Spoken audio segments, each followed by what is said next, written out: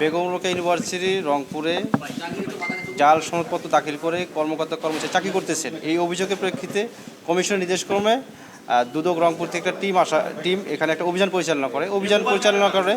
অভিযোগের যে প্রাথমিক সত্যতা সেটা আমরা পাই যে অনেক কর্মকর্তা কর্মচারী জাল সনদপত্র দাখিল করে চাকরি করতেছেন এবং ইতিমধ্যে একজনকে সাময়িক বরখাস্তও করা হয়েছে।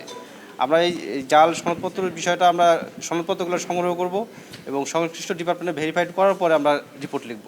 এখন জাল রেকর্ড যতক্ষণ পর্যন্ত আমরা রেকর্ডপত্র পাচ্ছি না ততক্ষণ পর্যন্ত আমরা অ্যাকশন নিতে পারছি। আমরা রেকর্ডপত্রগুলো চেয়েছি, হয়তো আজকে পেয়ে যাব। কিছু রেকর্ডপত্র আমরা নিয়েছি যে কাকে সাময়িক বরখাস্ত করা হয়েছে সেটা নিয়েছি আমরা। এখানে আমরা যেটা পেয়েছি স্পেসিফিক কিছু বলা হয় নাই, কিন্তু বলা আছে যে হ্যাঁ অনেকে।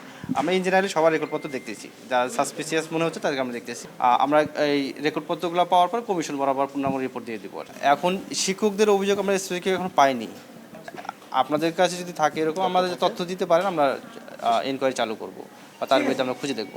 আমাদের বেগম রোকেয়া বিশ্ববিদ্যালয়ের অতীতের যে নিয়োগগুলো হয়েছিল সেই নিয়োগগুলো খতিয়ে দেখার জন্য তারা আমাদের নিকট অনুসন্ধান করতে আসছেন। সেই অনুসন্ধানের সার্বিক সহযোগিতা আমরা করছি, কয়েকটা করছি এবং তারা অলরেডি আমাদেরকে লিস্ট দিয়ে গেছে। সেই লিস্টের আলোকে আমরা সবগুলি প্রোভাইড করব।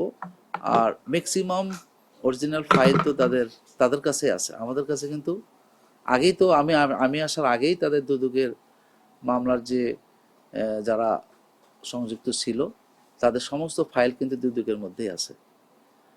এখন তারপরেও যে বাকি যে কয়েকটা নাম আছে সেগুলো তারা মানে জানতে আসছে, সেটা আমরা তাদেরকে সহযোগিতার জন্য আমরা বলেছি।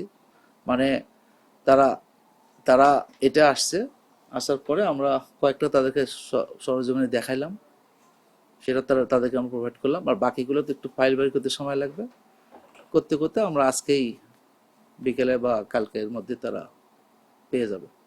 আমরা অ্যাকশন নেওয়ার প্রক্রিয়া যেটা আমরা সামনে পেয়েছি সেটা অলরেডি একটা নিয়েছি, সেটাও তাদেরকে আমরা দেখালাম। যেগুলোই আমাদের সামনে আসতেছে সবগুলোই আমরা অলরেডি 5-6টা কিন্তু আমরা যথাযথ কর্তৃপক্ষের নিকট পাঠাইছি কাগজ ভেরিফিকেশনের জন্য।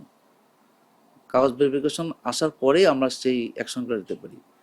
তাদের কাছে যে অভিযোগগুলো আসছে সেই অভিযোগগুলো তারা এখানে অনুসন্ধান করতে আসছেন, তারপরে তারা এটা আবার ভেরিফাই করে পরবর্তী তারাও তাদের অফিসিয়াল আইনে যেটা হয় সেটা তারা ব্যবস্থা নেবে।